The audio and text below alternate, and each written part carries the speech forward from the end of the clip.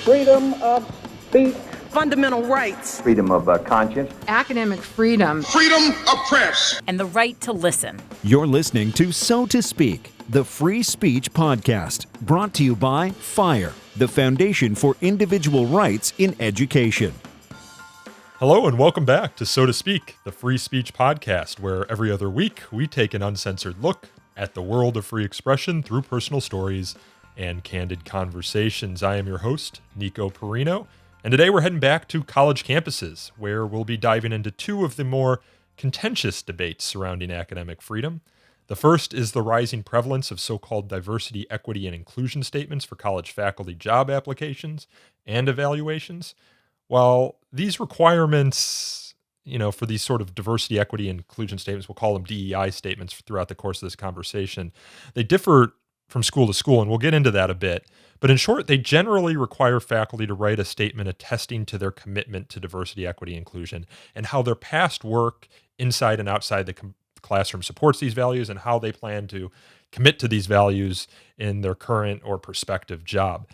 If they fail to demonstrate sufficient commitment, they could get passed over for this new job or not be promoted within the current one. Are these political litmus tests and violations of academic freedom and freedom of conscience? Some say so, and we'll explore throughout the course of this conversation. The second topic we'll cover today are trigger warnings. I think most of our listeners are familiar with what those are. There's new research out that suggests they aren't quite as effective in achieving their proponents' desired goals when the proponents use them, of course, and they may actually work against those goals. Now, joining us to discuss these topics are Carleton College professors Amna, Khalid, and Jeffrey Snyder. They've co-authored essays on both of these topics this year for the Chronicle of Higher Education. Those articles are titled How to Fix Diversity and Equity, and the data is in. Trigger warnings don't work. Khalid is a returning guest to the show. You'll recall her from 2 episodes ago with Nadine Strawson and Matt Taibbi. She's a history professor who specializes in modern South Asian history and the history of medicine. And she also hosts a new excellent podcast called Banished, which explores what happens when people, ideas, and works of art come into conflict with our modern sensibilities. And Snyder is a professor of educational studies whose work explores the intersections between the history of education and broader trends in U.S. cultural and intellectual history. I'm sure he's quite busy these days. He's also the author of the 2018 book, Making Black History, Race, Culture, and the Color Line in the Age of Jim Crow. Amna and Jeff, welcome onto the show. Thank you for having us. Yes, thanks so much. We're recording for the third time because we had some technical difficulties with the last two, so hopefully the third time is the charm. I want to waste no time in getting started. Let's dive in. These DEI statements, diversity, equity, and inclusion statements. I wasn't hearing about these 10 years ago when I started at FIRE. They seem to have burst onto the scene in the last couple of years. Jeff, was I missing something 10 years ago, or did they really just start to kind of rise in prevalence within the academy? Yeah, so I'd say about 10 years ago, I'm sure that some institutions may have asked people to write diversity statements, but it is definitely only in the last 2 or 3 years that DEI statements have been used as a mechanism for hiring, review, and promotion. So that is absolutely a new development. I do think it's important to place these diversity statement initiatives in a broader context of attempts to diversify higher education. And this, of course, goes back to the 1960s and 70s, affirmative action, and strong initiatives and push on the part of institutions of higher education to diversify both their student body and faculty. And you can see those continuing through the 80s and 90s in terms of different recruitment initiatives. So in some ways, these diversity statements are a natural extension of the kind of work in this space that's been happening over the past really 40 or 50 years. I want to read some of these diversity statements because I think that'll help contextualize this conversation. We had our interns this past summer go through a lot of the job listings at many colleges across the country and pull out the examples that they had from these various colleges. California Institute of Technology, they had an assistant professor of economics position. which stated applicants should submit a diversity and inclusion statement that discusses past or anticipated contributions to improving diversity, equity, and inclusion in the areas of research, teaching, and or outreach. UCLA actually has instituted a school-wide mandate that applications for regular rank faculty positions include diversity statements. And that reads statements on contributions to equity, diversity, and inclusion. An EDI statement describes a faculty candidate's past, present, and future or planned contributions to DEI. And then they say to learn more about how UCLA thinks about contributions to equity, diversity, and inclusion, please review our sample guidance for candidates and related EDI statements. I'm trying to see here whether there's any that kind of differ from those first two. There's another one at the University of Florida for a full professor of genetic epidemiology. Yale's has one for a professor in the nursing school, which is actually a little bit different and I think goes further than some of those previous ones. It said faculty members in the Yale School of Nursing contribute to the tripartite mission of practice, scholarship, and teaching. And then it goes on to say, with an overarching effort to support social justice, diversity, equity, inclusion, anti-racism / anti-oppression, and reconciliation. And then you have a couple of statements or requests for statements that are optional. So University of Texas at Austin, they have a professor of economics position that said applicants are encouraged to discuss in their cover letter or separate statement their past contributions to DEI. Stanford has a professor of film and documentary that says candidates may optionally include as part of their research or teaching statement a brief discussion of how they work to further these ideals. Let's talk a little bit about, let's work through a little bit. What are some of the problems with these from your perspectives? In the article you wrote for the Chronicle of Higher Education, I think it's very clear that in some cases you sympathize with the aims, but you think these statements are the wrong vehicle to achieving those ends, and they actually violate some important values of the university. How so? What do you see as the problem?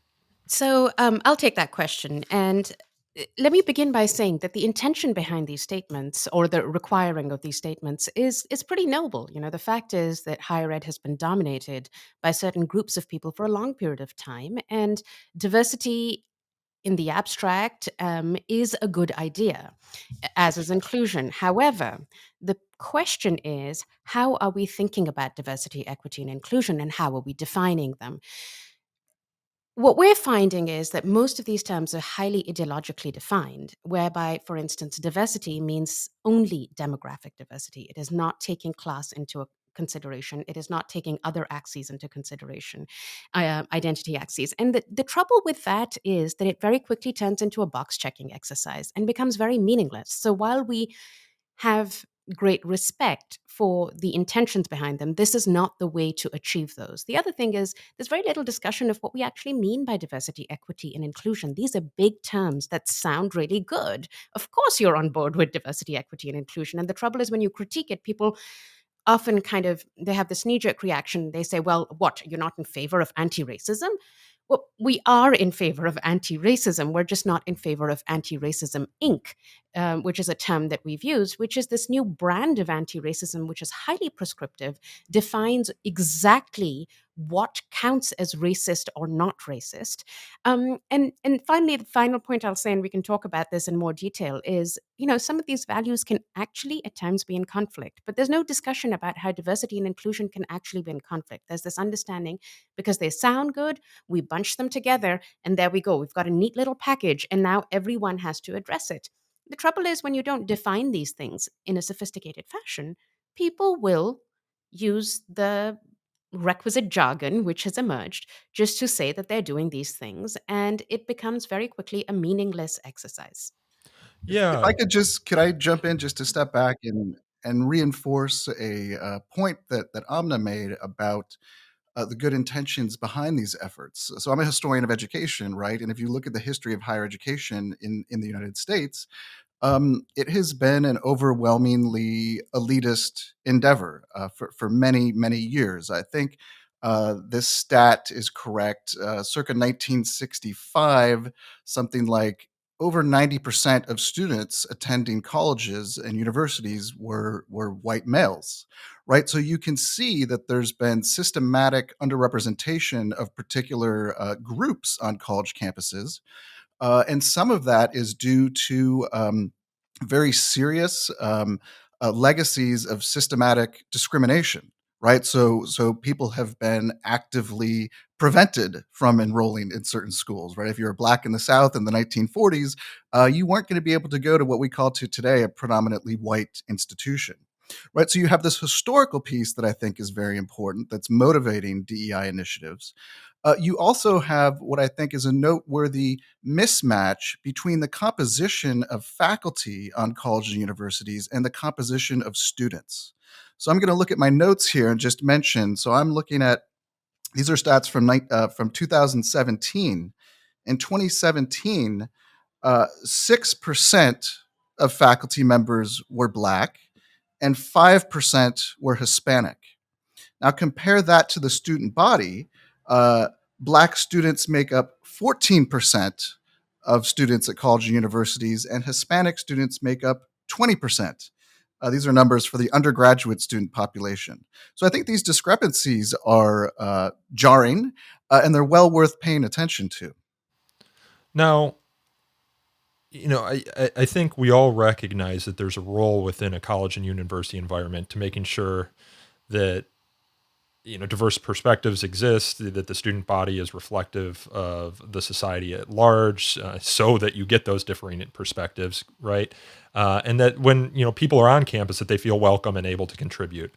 But the question with the diversity, equity, and inclusion statements is there seems to be a layer of ideology across it. And Amna, you got to that. A lot of these statements, and you'll see this in some of the policies, came out of working group committees that went into effect after the George Floyd protests, for example, last year. Some of them were explicitly called anti-racism committees, and anti-racism is a particular perspective on racism in society. It's not the definitive definition of racism or how to address racism, but they're putting together these committees, which were very much in vogue. Anti-racism was very much in vogue last year, and creating prescriptions for what the university should do in support of this ideology called anti-racism. And in some cases, they were asked to implement these diversity, equity, and inclusion statements, not defining what diversity means, not defining what inclusion means, and not defining what equity means. And I ended there on equity because equity is a word that has also become very vogue lately, particularly on the left within progressive circles, that is more ideologically loaded than perhaps equality, which is the word that was used in its place for many, many years. And just like many other issues that we might deal with, immigration, patriotism, maybe free speech, even, the concern with this sort of issue seems to map politically in a certain direction. Progressives seem to be very interested in this. And it's not to say that conservatives or libertarians or any other political persuasion isn't as concerned with it or isn't concerned that the student body be diverse. They're just not concerned about it in the same way. So the concern that I have, as someone who cares about an actual diverse student body and faculty, is that they're just going to use this as a litmus test or a screening tool to root out people who do not ascribe to the anti-racism view of DEI or even to the progressive view of DEI. And even though some of these colleges and universities say that it's not going to be used as a criteria to root people out, some of them say it actually will be, and we can talk about UC Berkeley and some of the stats that you had there. You can't prove a negative. You can't prove that someone wasn't hired because they didn't write diversity, equity, and inclusion statement that kind of mapped onto the political lanes, the people who wanted to implement these. They just don't get hired, right? I'm going to stop there because Amna, it seems like you have some thoughts. No, I couldn't agree more. I think this is exactly why we're so critical of these, because it'll become very difficult to prove that they were being used as a political litmus test. Yet, the fact of the matter is that they open the door. The conversations that we've seen taking place on campuses, being reproduced in these kinds of mandates for such statements, are very indicative of a very particular ideological position. Now, the trouble with that is that I think we already have campuses where diverse points of view are not necessarily welcome. And we're defining diversity in such a narrow way, but it'll become a cudgel for actually even further marginalizing those points of view, which are already not welcome. So, FIRE has data on this, Heterodox Academy has done work on this, that campuses are predominantly liberal and left-leaning in terms of their ideological makeup, and conservative voices are already feeling shut out and isolated. Now, with this kind of mechanism, we're actually putting into place a system through which these people can be screened out and never, no one can be held accountable because no one can actually come back and say you're using this as a political litmus test. So there are many levels at which there is this gap between what the aspiration is and what the actual outcome is. And what bothers me the most is that we're using all these terms that, again, sound good, but they can be mobilized to do things that are deeply harmful. So yeah, I mean, I would note that, right, the extent to which these statements will be used as litmus tests or screening tools is an empirical question that we'll never be able to answer, right? Because these hiring committees, for very good reasons, are meetings are held behind closed doors. There's confidentiality. So I must say that I am very worried and concerned about that element in the hiring process. The connection to academic freedom that Amna alluded to me, is an even more pressing concern. And I'd like to elaborate on something that Amna mentioned, right? Which is, if you look at when you were reading through the job descriptions and the calls for diversity statements, right? You'll see in many of them, if not the majority of them at this point, an explicit connection to anti-racism. Now, I suspect that the overwhelming majority of faculty, no matter their ethno-racial background, on college campuses across this country, and aspiring faculty members are anti-racist, broadly construed, right? They want to live in a fairer society where people are not discriminated against on the basis of their race. That said, as Amna mentioned, anti-racism, what we call Anti-Racism Inc., has a very specific and a highly ideological meaning. And so I'm worried about the use of terms like that, not just in these kinds of diversity statements, but more broadly across college and university campuses, right? So you'll have diversity or anti-racism training.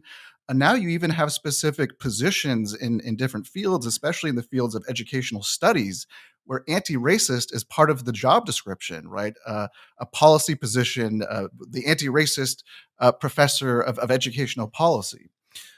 So the crux here to me is that there's no space allowed here for differences of opinion within what you might call anti-racism discussions or debates. So, to give a specific example, I'm thinking of, it's easy to be committed to anti-racism as an abstract principle.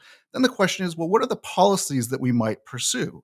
Let's just think about affirmative action, right? You have people across the political spectrum, smart, well-informed people, who disagree on that. And I'm thinking of Randall Kennedy, who I think has been on this podcast, right? Lawyer at the Harvard Law School, who is a very strong proponent of affirmative action, also identifies as a liberal. You have somebody like Michelle Alexander, who wrote The New Jim Crow. She's opposed to affirmative action, right, on the grounds that it privileges elites and doesn't pay enough attention to reinvesting in public education at the K-12 level. So I think when you have these terms that are so ideologically driven, it completely squeezes out the space for more meaningful discussions and debates about specific policies. Yeah, yeah. 2 points on what you just brought up there, Jeff, on the question of how you'll actually be able to determine whether this is a political litmus test when faculty hiring committees are reviewing applications. It makes me think to kind of the parallel research that's been done about resumes that have traditionally black names on them, right? You can't, when a hiring manager is looking at it and they see the black name perhaps, and they throw it in the do not hire pile, the evidence to prove that they were discriminating against that person is very little because there's no paper trail, right? It just kind of went into the do not hire pile with the other 100 applications that went in. So the only reason we know that sort of discrimination happens is because you can do sort of kind of like a holistic, broad spectrum analysis of it. And that's the only way you kind of will be able to determine it here is like, are fewer conservatives getting hired, for example, after the implementation of DEI statements at a given school than there were before. Now, the challenge there is that there are very few conservatives getting hired in the first place, and I think there's some research, anonymous research, that determined that hiring committees will actually screen out conservatives if they think that they're conservative. Now, you've got something you want to say here? I do want to say something, and I think you're right.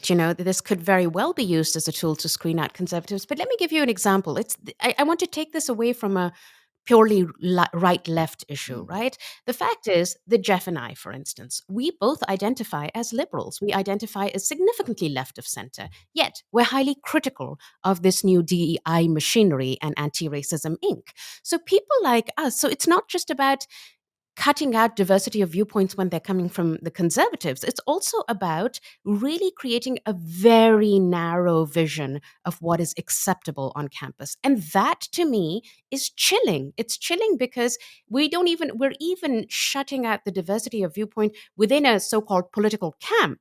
And this reeks of indoctrination and kind of authoritarianism, intellectual authoritarianism, which is very disturbing on an American higher ed campus. So yeah, to build, can I just build on what Yeah, Amna's of course. saying here? If you think about free expression and threats to free expression, right? When a particular idea or concept or political ideology becomes so sacrosanct, so sacred that it's beyond reproach, we should all be worried no matter what our politics are. And so I'm just thinking of this recent case, right, of the University of Chicago geophysicist Dorian Abbott, who wrote, as far as I know, he's an accomplished geophysicist, has published widely. He had been invited to give a talk, a prestigious public talk at MIT within his area of expertise, geophysics. And students and some faculty made a ruckus because he had written an op-ed in Newsweek, I think it was back in August, where he called into question the wisdom of some of the DEI initiatives. If you read his piece, there are things I agree with, there are things I disagree with, but it's in no way beyond the pale. It's in no way not reflective of points of view that are held in some cases by a majority of U.S. citizens. But you found the response was so disproportionate that the very fact that he was critiquing DEI as an ideology, as a set of initiatives, was so offensive and alarming to these people that he should be actively, disinvited, deplatformed, or whatever you want to say. So to my mind, once you have any idea, it doesn't matter what it is, capitalism, Marxism, diversity, equity, and inclusion, if there's an idea that is seen as beyond critique, that's fundamentally antithetical to the mission of higher education. We're really going to be doing a great disservice, especially to our students, if we say, hey, you know what? We can't even question these initiatives. We can't even talk about how the definitions of the terms might be contested. Yeah, and you're seeing that surrounding the term racism, right? It's becoming vogue again to create segregated educational programming. It's unlawful, but we just sent a letter today to Elizabethtown College because they're having an event that it says it's only open to people of color or people who identify as people of color. Maybe they can wiggle out by saying identify. I don't know, but we also saw this at Lewis and Clark College out on the West Coast in Portland. Some people with an old school view of racism might call those sorts of event racist. But it's kind of in vogue now in the anti-racist community that you have separate spaces for white people and people of color. So I see Amna wants to jump in, but really briefly, right? So that's a great example, right? So racial affinity groups, are they a good idea? I don't know. I've got my hunches. I've got my personal take, right? But the fact that some people don't feel comfortable to say, hey, you know what? We're breaking into racial affinity groups on our campus. And, I have some questions about that.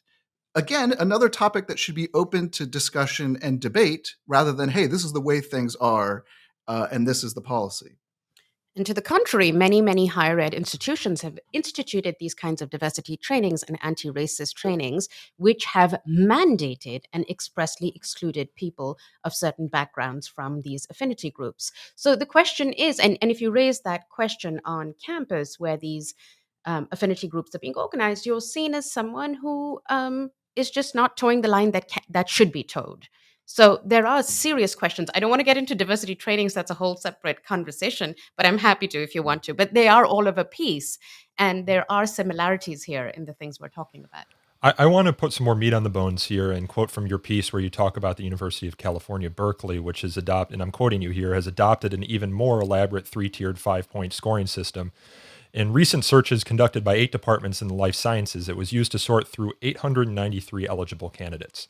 Candidates were first evaluated on knowledge about DEI and belonging, then on their track record in advancing DEI, and finally on their plans for advancing DEI. 679 of the candidates failed to progress through this trial by DEI metrics and did not even have their scholarly credentials evaluated. Taking it to the absurd, you could have a Nobel laureate apply for a job. If they don't win this trial by DEI metrics, they won't even have the chance to have their Nobel laureate or scholarly credentials evaluated, which seems ridiculous to my mind. But is University of Berkeley and your guys' research the only one has kind of published these sort of metrics? Because they're quite revealing.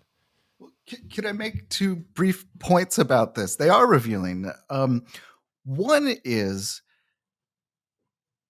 if you look at some of these institutions, I think Berkeley is an example of one that has a particularly kind of elaborate scoring system, but a lot of institutions have internal rubrics. They may not be publishing them, but they have internal rubrics for how they're going to assess DEI statements. And if you look at them, they're very the categories are very narrowly defined, right? And so a couple concerns that I have. One would be, as Amna used the phrase earlier, box ticking exercise. If I was a candidate applying to UC Berkeley and they said, okay, you need to submit a diversity statement, what's the first thing I would do? I would Google. The second hit would be a link to the Excel spreadsheet where they include the precise rubric. Any strategic applicant who's in any degree thoughtful is going to then tailor their statement accordingly, right? So there's a kind of funnel effect when you have these particular metrics. The other point, which I don't think has come up in these cases, there's something interesting here in that institutions are making individual applicants responsible for taking on the burden of DEI work.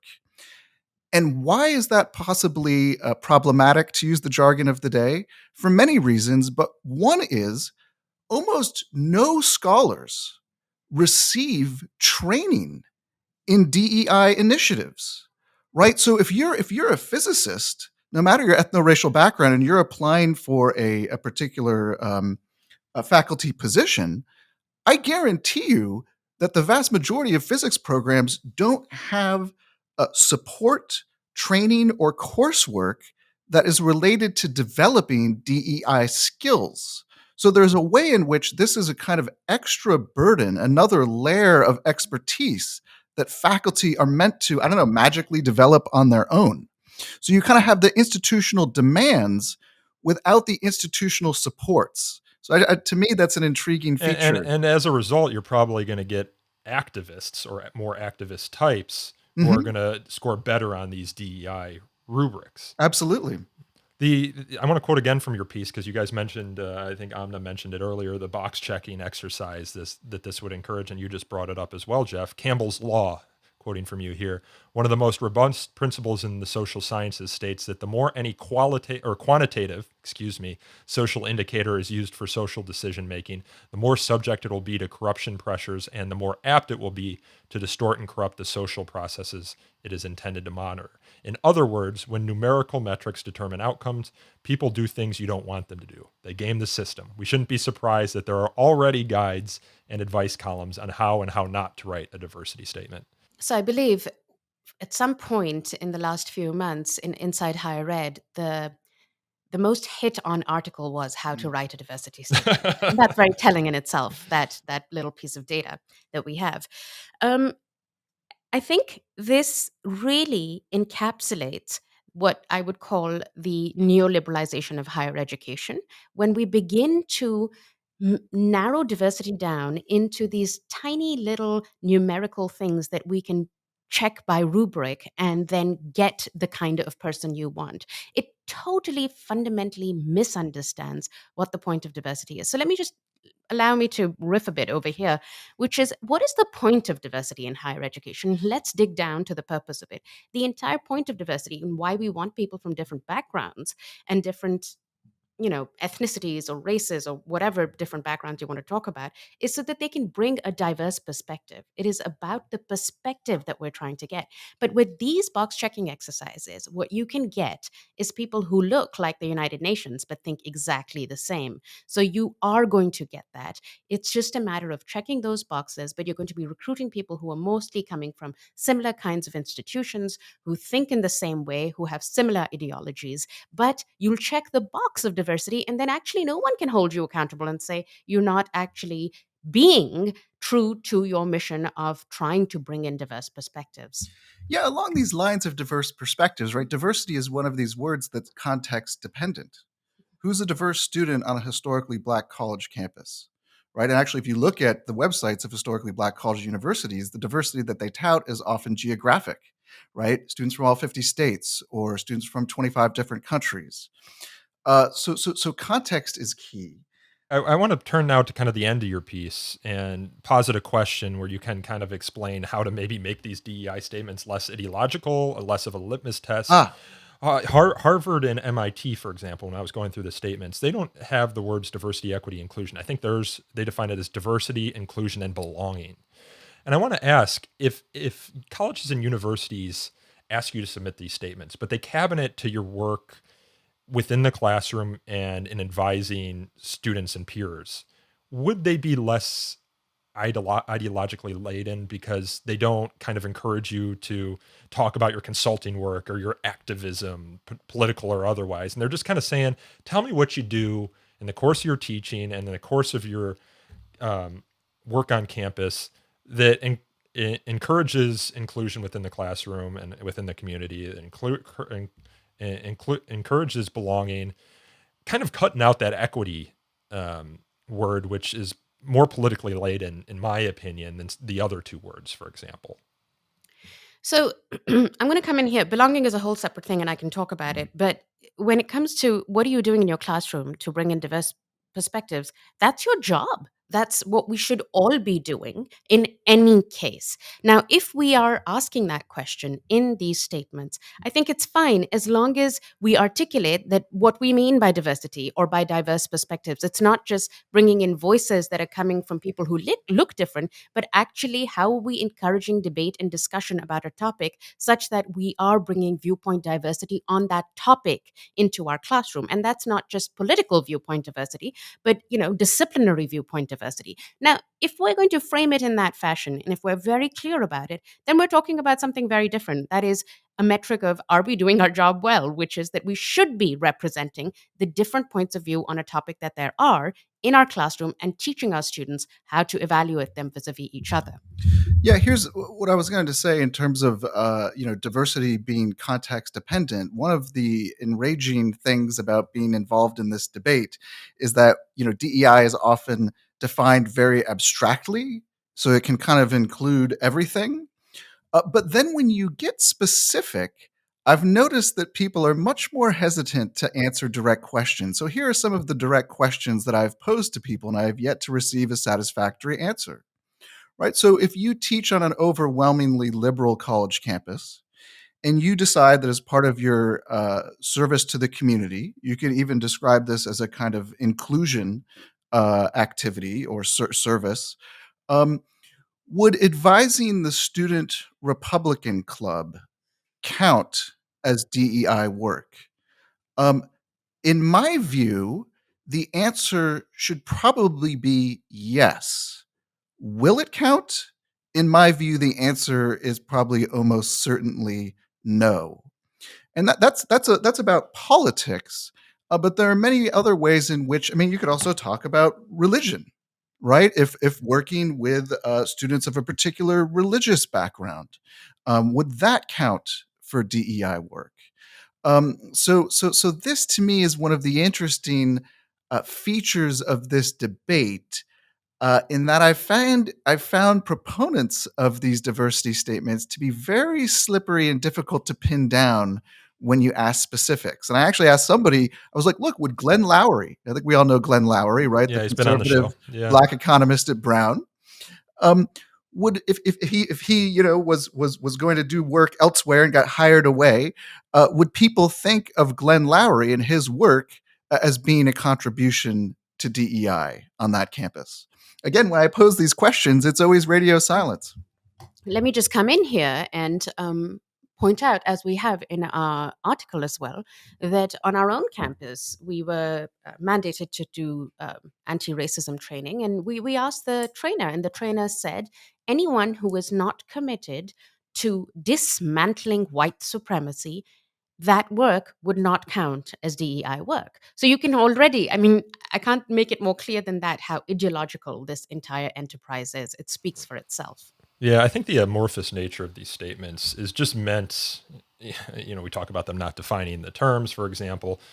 Some of them are optional. I don't know that that matters entirely. I think what the effort here is to just kind of get people to talk about this and then read between the lines where they might fall on the ideological spectrum and whether they'd fit within the dogma or orthodoxy that's trying to be created. They would never describe it as that, but I think that's kind of the impact here is we're trying to create an orthodoxy on campus, and we kind of want to use this very sophisticated way of weeding out people who might not fall within that org. It's impossible to improve, right? And that's what makes this so brilliant from their perspective, is that you could make the arguments that this isn't contrary to open inquiry values, and then just very sophisticatedly root out those who wouldn't fit the orthodoxy.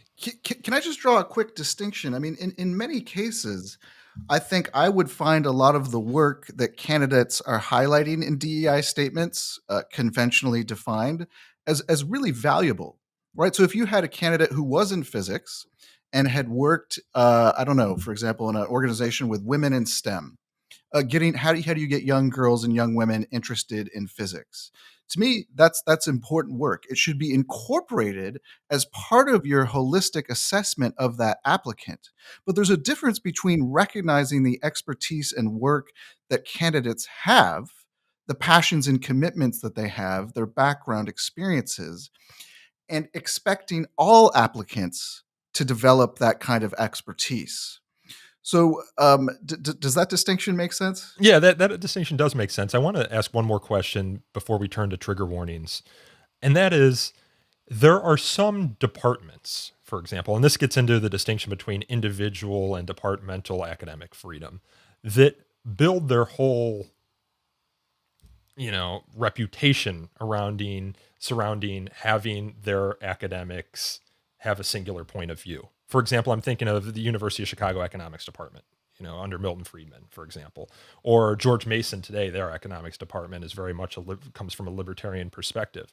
You have, but even take it out of the realm of politics or policy. You have history departments that take a certain perspective on American history or antiquity, for example, and they're probably not encouraging people who divert from those perspectives to apply, but that's maybe okay because the institutional disconfirmation that needs to happen within academia happens because you have other departments with diverse perspectives and other journals that publish those with diverse perspectives. So the challenge I've always had in thinking about DEI statements is, especially when they come from the departmental level, is like, well, do we have a problem with that, with departments hiring for a certain perspective? And where does this kind of, the ideologically laden DEI statements that we might be concerned about fit in there, or the litmus test that you might see fit in there? And I don't have a good answer for that, because I do think there is a role for departments that take individual perspectives and build a reputation or prestige surrounding that. So here's where I'll come in. I actually do have a problem with if you are teaching in a fashion. I can imagine that there's specialists in a department. You need a critical mass for a certain kind of research that is framed within a particular framework.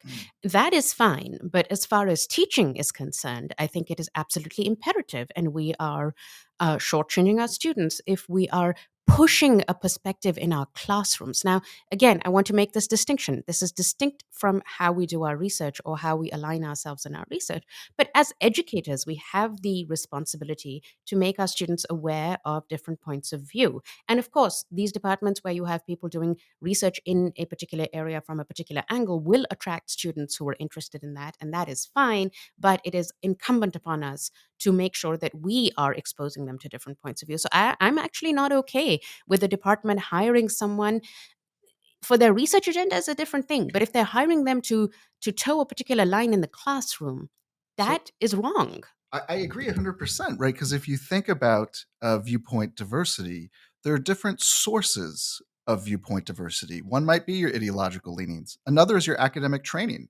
So, precisely, I think if you went to a history department and everybody did uh, social history and nobody did cultural history or intellectual history, I mean, these may be meaningless terms to people who aren't professional historians, but they really represent distinctive intellectual traditions, right? Where you ask different kinds of questions and you look to different kinds of historical evidence.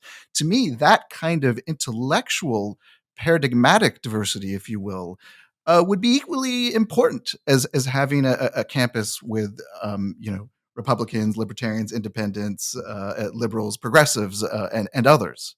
I don't know. Do you have a final note on that topic before I we was move just on to going to say, trigger I think, warnings? this is something that Jeff and I talk about often and are working on a paper to present soon. But there is something limited in how we talk about viewpoint diversity. We have limited it to political viewpoint, and I think that's not helping the conversation. If we genuinely want to talk about viewpoint diversity, which is absolutely vital for any institution of higher education, we really need to open it up and think about it in broader terms. Yeah. I think it rests on the political diversity in certain respect because that seems to be where the flashpoints are, whether it's conversations on campus surrounding immigration or racism or CRT, for example. They tend to hit around political flashpoints, policy issues in a way they don't. Your approach to scholarship, like I wish they almost hit on the latter because that might be a more fun and less politically charged debate, but here we are. I wonder if, we took a different approach to it and came to it from a different way, maybe it would diffuse some of this conversation around politically charged stuff, and maybe it wouldn't become so binary. It's just a Mm, proposition. But I think by conceiving of it in these terms that become flashpoints, mhm, we're actually ignoring some of where the problem really is. And if we focused on that, then maybe this would be less of a problem. It's a mm. hypothesis proposal. Yeah, but I think you also have a chicken and the egg problem. To the extent that something is not politicized, once it becomes a flashpoint, it necessarily almost becomes politicized because people tend to sort along political lines, even if they're not intentionally doing so. Because they tend to check the identities of the people making the position, and for whatever reason, call it the normal curve or whatever, seem to fall on different sides of the spectrum. Like, for example, I'm continuously astounded that it's Republicans who have rejected the vaccine mandates, just because historically that hasn't been like, it's more been like a very, very left wing concern with vaccines and not a right wing concern. And the concerns about bodily autonomy and contagions have tend to not fit within the Republican framework or the conservative framework. So it's just weird how things sort themselves out. Apolitical topics or marginally political topics sort themselves out along political lines once they become a flashpoint of some sort. I want to turn to trigger warnings now because your article published, I believe, last month in September, and I've got the title here. The data is in, trigger warnings don't work. A decade ago, there was little research on their effectiveness. Now we know. It made some waves, and one of the things that FIRE had always seen throughout our history is that trigger warnings were used, and there was an argument made for them on behalf of those who used them, but they were never really mandated within colleges and universities. I think we found 2 colleges that, and I believe it was in the department level, that mandated them. I know Drexel University in Philadelphia was one of them, and it was only in a certain context. To the extent we saw a problem with them from an academic freedom standpoint, it was like, it was a faculty member would show some quote unquote triggering content. Students would complain to the college or university, and then the college, not referencing any policy that mandated they use them, would be upset or frustrated or concerned that the faculty member didn't use them before the student became offended. But this concern around trigger warnings and the effect on mental health and their actual value in ameliorating post-traumatic stress disorder concerns, was what Jonathan Haidt and Greg Lukianoff wrote about in The Coddling of the American Mind. And even then, when they first published that in 2015, there was very little research on it. But now there is. So if you guys would talk a little bit about the research and what you'd been seeing that sparked you to write this article, I think that would be valuable. And maybe in the course of doing that, speak to the reasons that these were implemented and how the research kind of shows that the theses undergirding them fell apart when put to the empirical test. Right. So let me again begin by, and this is a similarity between what we were talking about before, and the issue of trigger warnings, is that the intentions are good behind these. And this is the trouble. Good intentions are actually the most problematic things, because they can result in really troublesome outcomes, but nobody wants to call them out because the intentions were good. So those who were issuing trigger warnings, it sounds like a compassionate thing to do. And why not do it if there is a student struggling? And the idea was that it would help students. At least that's how it was proposed initially. Those who were Students struggling with PTSD. So you should talk about that. Yeah, students with PTSD, it would help them engage with material that would otherwise be triggering and cause a condition for them, right?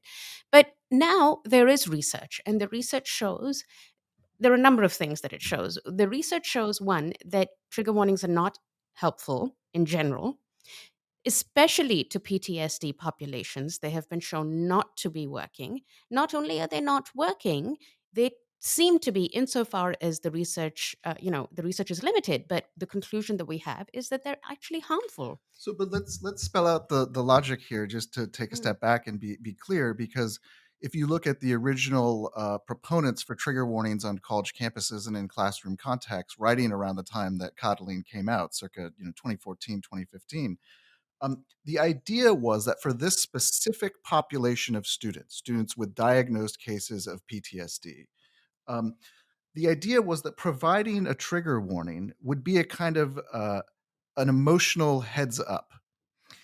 Maybe that's not the right phrase. It would be a heads up in order for students to be able to manage their emotions. So the underlying theory was, let's use these warnings for this particular population of students so that they can prepare themselves to engage with the material and not be emotionally overwhelmed. Because what psychological research does show is that if you do suffer from PTSD and you are triggered, you are absolutely not going to be in a state where you can learn effectively. Right? So the idea was, it was almost a tool of emotional regulation. Right? Let's try and avoid this overwhelming stress response so you can concentrate on the material at hand. So when Amna and when the researchers say they don't work, what they mean is something more, I don't know, more specific, in that the finding, and this is a pretty strong consensus, the finding is that issuing these trigger warnings does not reduce stress or anxiety. And that's true for both the general population of students, those without a history of trauma, and that's also true for students with PTSD.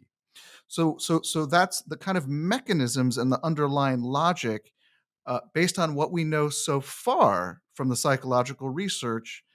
It doesn't support um, the original case that was made for their usage. But even if the data did find that it lowered a student's anxiety, for example, what's being proposed here is a medical intervention on behalf of faculty members. And correct me if I'm wrong, but I remember reading that it's not often so straightforward what will trigger an emotional response. It's not always, I experienced a sexual assault. This piece of content has themes of sexual assault in it, and that's going to trigger me. I've read that it's often a sight or a sound or a smell even that can trigger these sorts of responses. And how do you account for the entire universe of someone's triggering? You're almost asking faculty, or faculty are taking it upon themselves in some case, to be the medical professional. And the other concern here is that mental health professionals who deal with this sort of trauma say that telling people to avoid the trauma, or triggering words, is actually detrimental, because the remedy for this is not avoidance, but uh, planned intervention, planned exposure, in moderation to these triggers, so that people can go on to live their lives without having emotional or anxiety or distress as a result of them. So I mean, this is extremely important point that you raise, which is, what is it that may trigger the population of students that have PTSD? And as you said, it's not particular topics; it's sensory stimuli. And so when Amna and I first started to look into the research, I reached out to one of my best friends, who's a psychiatrist, MD psychiatrist, has worked with many veterans in Massachusetts. And I said, "Hey, what can you give me an example of some triggers?" And I just want to hit a few highlights, because I think it's very telling about how subjective and how unpredictable the triggers are. So here's smell: a bonfire, liquors, mostly the whiskey types, burning wire, hearing, a tractor mowing hay, whispering, a different, particularly low tone of voice, tastes, bubblegum, condiments, especially A1 sauce, hot coffee, visual images that have been triggers for some of his patients, the cartoon Michelin Man, antiques, Halloween costumes. So this gives you a sense of how wildly variable triggers are. And I think that too many profs imagine that, okay, we have a disturbing topic, we need a warning. But it's not about intellectual concepts, it's about sensory stimuli. Yeah, and one of the questions that I have is, if you're concerned with uh, triggers for students, how do you create a directory of triggers that would account for everyone's traumas, right? Unless you go to every student ahead of the class and say, okay, please give me a list of your traumas.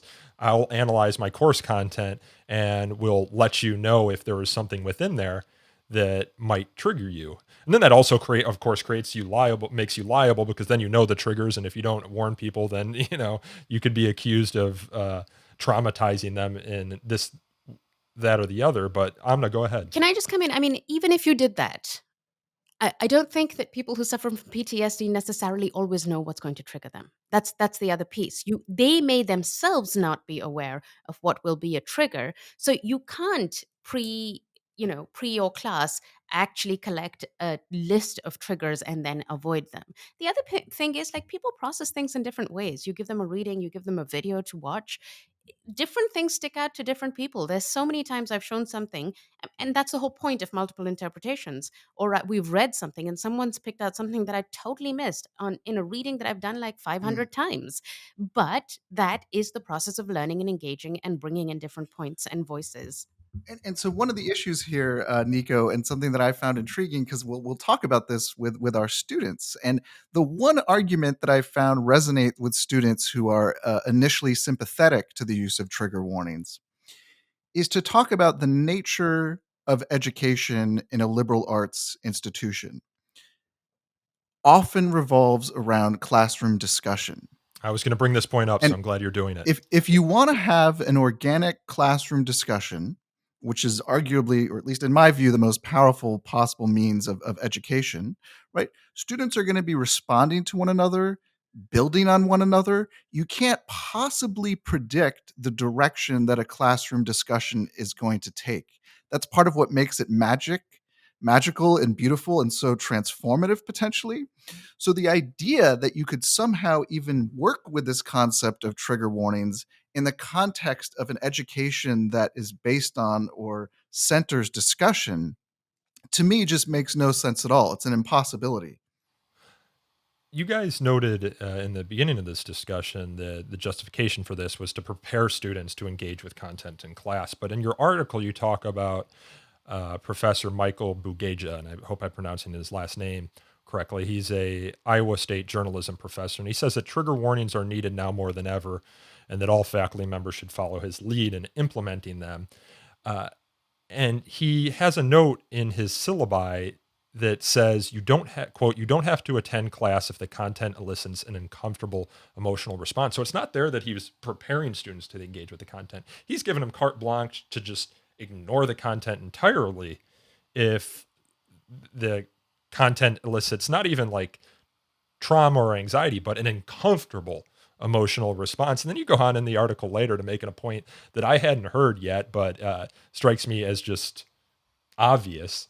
Most of our points are obvious, Nico. Yeah, but at the college level, I'm quoting you here, we don't believe the Holocaust, slavery, genocide, and other harrowing topics should come in two different versions, regular and light. What you're saying there, essentially, is if these topics are traumatizing to you, we can't, and we probably shouldn't sanitize them if we want to seriously investigate them, right? And so if you have a medical condition that precludes you from being able to discuss them, that's probably something you should take up with a mental health professional, and we shouldn't sanitize the entirety of course content for one particular individual. I mean, there also needs to be a certain kind of understanding on behalf of people who want to enroll at a college or university that certain discussions will happen, that the content is often uncomfortable, and you need to ask yourself whether you're prepared for that yet, or whether you might need to seek additional medical help before you're able to matriculate.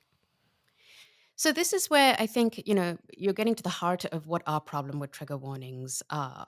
One is that it's becoming an avenue for people to avoid encountering certain material. And this is in Professor Borgeja, who I think is a very thoughtful and compassionate professor. That's very clear from how he structures his courses, nonetheless provides this opt-out option. And you really don't have to do much except for send him an email and say, I'm not comfortable with this.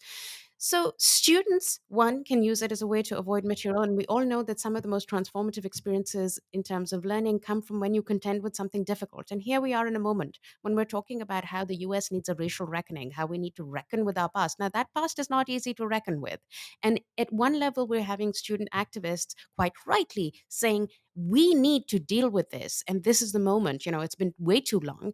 And at another level, if we have an out to dealing with difficult material, then there is just no way we can do this. That's one thing. The second thing I'd like to say is that you have to think about so this is from the student point of view that I talked about first. Then you have to think about it from the faculty point of view. No faculty enjoys being called by the dean's office to be told anything other than being told you're doing a good job, which they never really do call and tell you. So you know being called and being having a problem to deal with when you've got 26 students to teach in one class, probably 50 in another class, you've got your home life, you don't want to be dealing with a problem about some student was upset by something. So when you look at readings and you're planning your syllabus, you're like, this one's going to cause some problem, I'm just going to throw it out. Now that is where academic freedom and trigger warnings are coming into, they're at loggerheads over here. And our duty as educators and as higher education is to privilege our mission, which is learning and teaching, and we need to have the freedom to do it. So, in the end, what's happening is we would be shortchanging our own students. This is not good for anyone. So I just want to briefly amplify a couple points that Amna made and really hammer them home because they're, to me, so essential to this discussion.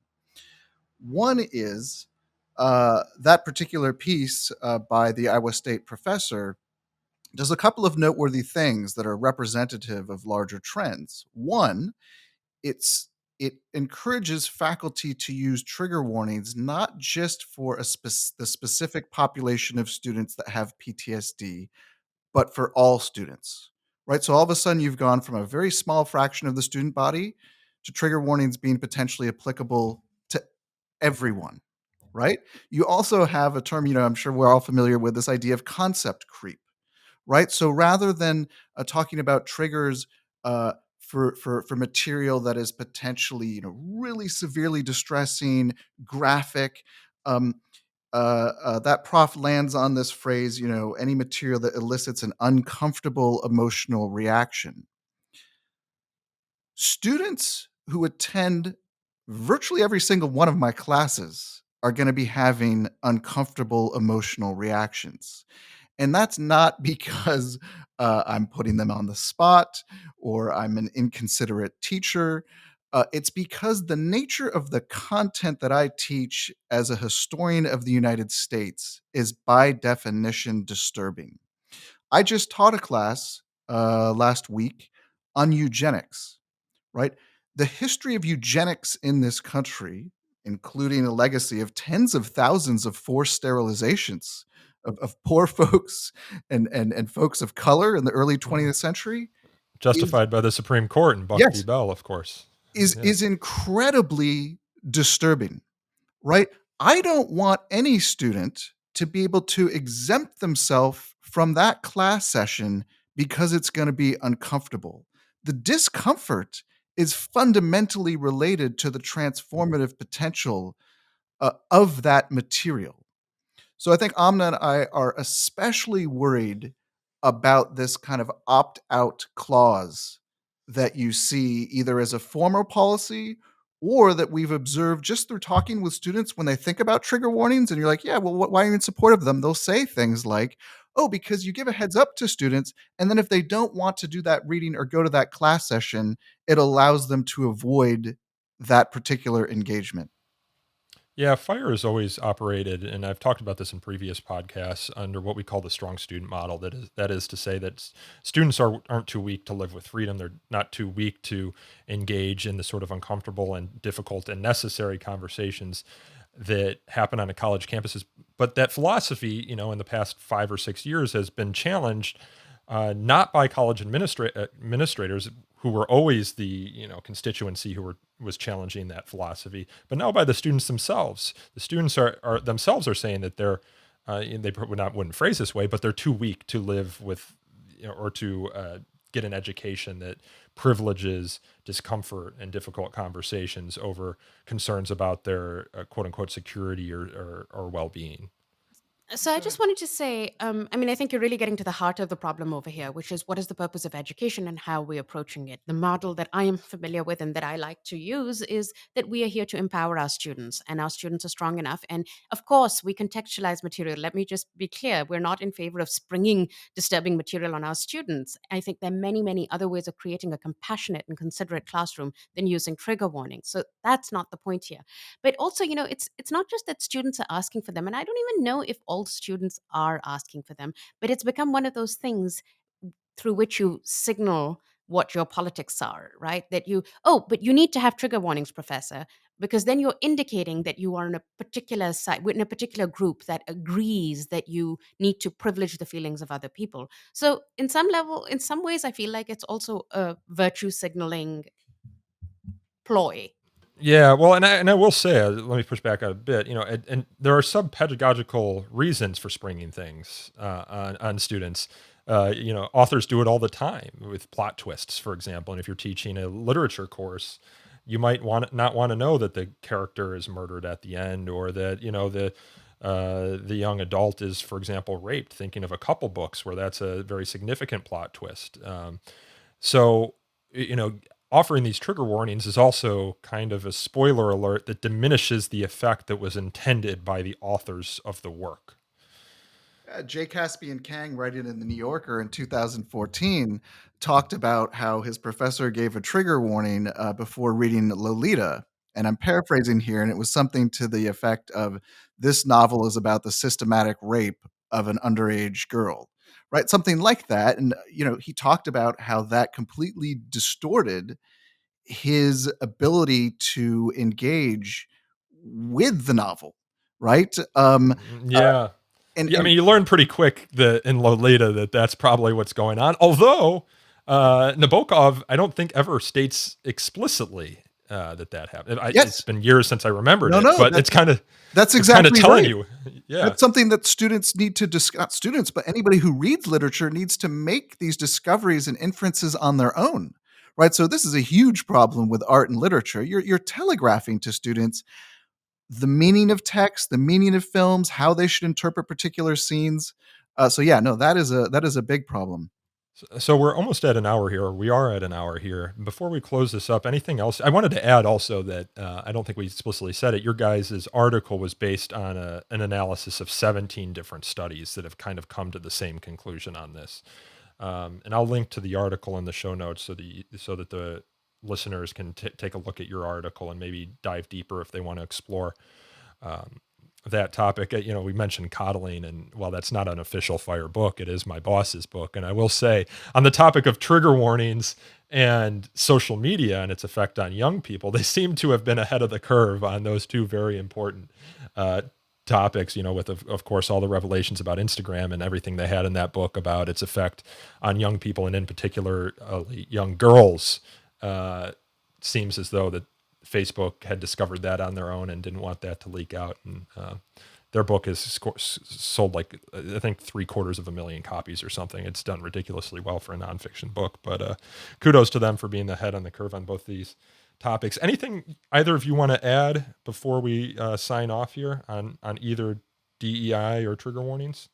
The one other thing that I would say about trigger warnings, and I say this particularly for students who do not have a history of trauma or a history of PTSD, but it can encourage a kind of narcissism to our understanding and approach of material and content. And so, a really brief anecdote, one of my colleagues was telling me about a talk that was given by a woman who had fled the Democratic Republic of Congo during the Civil War. The discussion, the talk that she gave was graphic. It was heartrending. It was also extremely illuminating about the nature of what was happening in that region. Um, so she gave this talk, showing enormous courage and bravery to speak in front of a group of, I can't remember, maybe 100 different students. And one of the first reactions to the talk was a student who kind of ran up to the professor and said, "This talk should have come with a trigger warning." And to my mind, that may be a point or a question that you want to raise, but it seems to me that should be number 10 on a list of those points and questions, and that one should start by engaging with the content. One should start by acknowledging kind of the bravery of this person who came and shared their life experience with them. So to me, it can kind of turn other people's narratives, the key developments in U.S. history, whatever it is, plot twists in literature, turn them in such a way that everything is squarely in relation to me as an individual and my concerns. And that I don't think is helpful in terms of engaging with material if we think of it purely from an egocentric lens. Yeah, I mean, the human experience is varied, right? And one of the most interesting things about exploring it is to explore people's waywardness and their foibles. And often that means exploring some of the unsavory parts of the human condition. Uh, I think the reason many people go to college, or for me in particular, why I went to college, is to be able to explore those issues in an unsanitized way, to put the magnifying glass on humanity and ask the difficult questions. And I couldn't imagine an environment where it's scrubbed, or a Holocaust light, for example, as you guys write in your piece. It just doesn't seem interesting to me. Not interesting and not accurate. Yes, yes. I just got done listening to a podcast by Dan Carlin about the Eastern Front in World War II, and the savagery that happened on that front. And it's a shame that, to the extent we talk about World War II, we often talk about the Western Front, because that's the front the Americans um, fought on. But the number of people who died in single battles on the Eastern Front was more than Americans lost in the entire war. The raping that happened on the Eastern Front, the Holocaust by bullets that happened, not just on the Nazi side, but the Soviet side, and then what the Soviets did to their own citizens, using them as cannon fodder, essentially. holy cow, if anything, Dan Carlin didn't put a trigger warning on it. And I'm glad he didn't, because now I have a greater conception of the horrors that humanity can inflict on itself. I'd recommend that to our listeners as well. I think it's called Ghosts of the Ostfront. But I think we'll leave it there. Amna and Jeff, I appreciate you coming on and talking with me today, and hopefully I can have you both on the show sometime again soon. Thank you, Nico. This was fantastic. Yeah. Thank you so much, Nico. Great questions. Yeah, those are Carleton College professors Amna Khalid and Jeffrey Snyder. They're the authors of 2 recent articles in the Chronicle of Higher Education, one being How to Fix Diversity and Equity, and the other being The Data is In, Trigger Warnings Don't Work. This podcast is hosted and produced and recorded by me, Nico Perino, and edited by my colleague, Aaron Reese. To learn more about So to Speak, you can follow us on Twitter at twitter.com/freespeechtalk or on Facebook at facebook.com/So to Speak podcast. We do take email feedback, and I hear from you often. Keep the emails coming. sotospeak@thefire.org. Again, that email address is sotospeak@thefire.org. If you have any recommendations for shows, please send them my way. And if you enjoyed this podcast, please leave us a review at Apple Podcasts, Google Play. They help us attract new listeners to the show. Until next time, I thank you all again for listening.